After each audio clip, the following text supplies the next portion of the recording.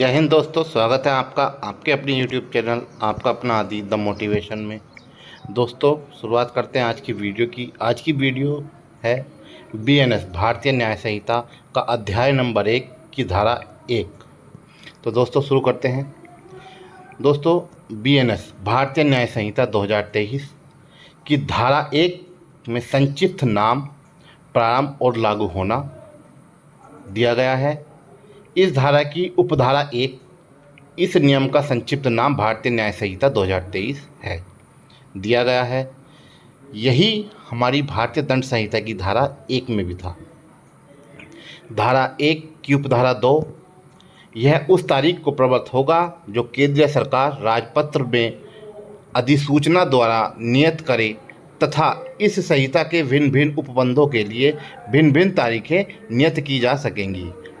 ये भी भारतीय दंड संहिता की धारा 1 में दिया गया था। दोस्तों, भारतीय न्याय संहिता की धारा 1 की उपधारा 3, प्रत्येक व्यक्ति इस संहिता के उपबंधों के प्रतिकूल प्रत्येक कार्य या लोप के लिए जिसका वह भारत के भीतर दोषी होगा, इसी संहिता के अधीन दंडनीय होगा, अन्यथा नहीं।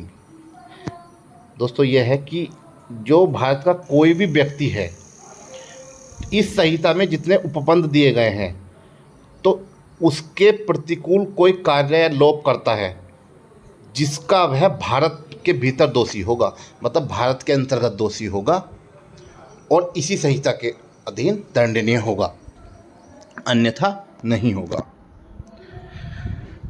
धारा 1 की उपधारा 4, भारत से परे किए गए किसी अपराध के लिए कोई व्यक्ति भारत में तत्सम प्रवर्त किसी विधि द्वारा विचारण के लिए दायी है। भारत से परे किए गए किसी कार्य के लिए उसे इस संहिता के उपबंधों के अनुसार ऐसा बरता जाएगा मानो वह कार्य भारत के भीतर किया गया था।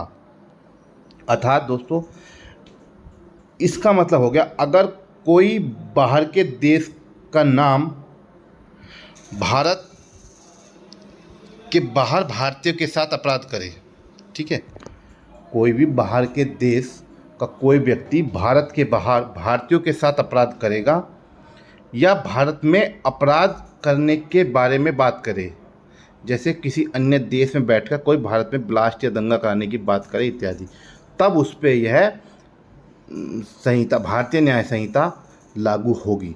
जैसे कि हम इसमें एक उदाहरण के तौर पर देख सकते हैं, कोई हमारे देश से बाहर कोई बैठा हुआ व्यक्ति है, ठीक है, और वो हमारे देश में दंगे कराने या फिर देश में कोई बम ब्लास्ट कराने की योजना बनाता है, तब उस पर जो है भारतीय न्याय संहिता 2023 लागू होगी, धारा 1 की उपधारा 4 के अंतर्गत।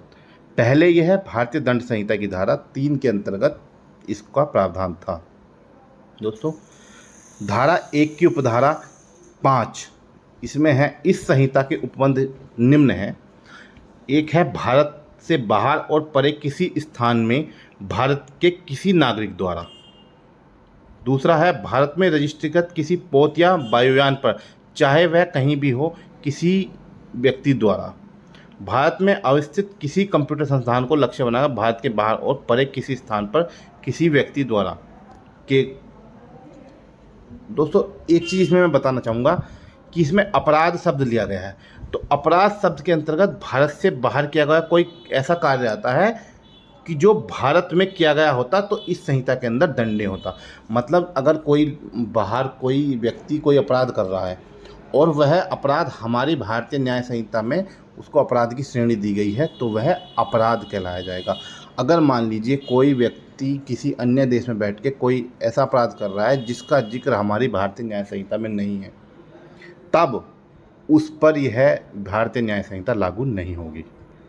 जैसे उदाहरण के तौर पे देख लेते हैं, कोई भारत का नागरिक है जो भारत के बाहर किसी भी देश में हत्या कर देता है, XYZ कोई भी देश है उसमें कोई हत्या कर देता है और वो भारत में आ जाता है, फिर वह भारत में जिस भी स्थान पर मिलेगा वहीं पे गिरफ्तार किया जाएगा और उस पर जो मुकदमा चलाया जाएगा।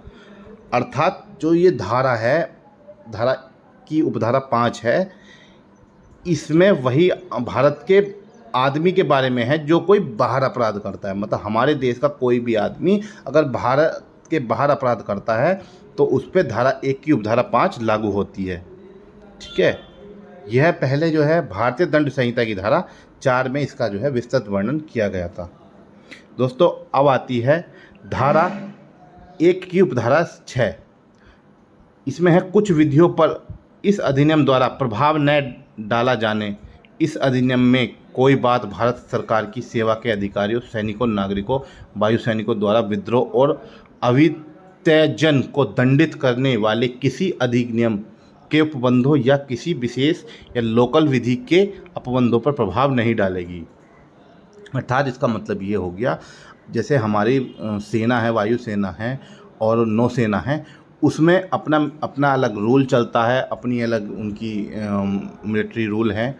और वहाँ पे जो सज़ा दी जाती है, जैसे कोई वहाँ पे किसी को सज़ा दी जा रही है, तो उस व्यक्ति पर इस उपबंध के अपबंधों का प्रभाव नहीं, मतलब इस उपबंध के अपबंधों का प्रभाव नहीं होगा। वो जहाँ उसको सज़ा मिली है, नेवी में हो, एयरफोर्स में हो या आर्मी में हो, जो वहाँ से उसके रूल के अनुसार सज़ा मिली है, उसकी सज़ा वहीं पर रहेगी।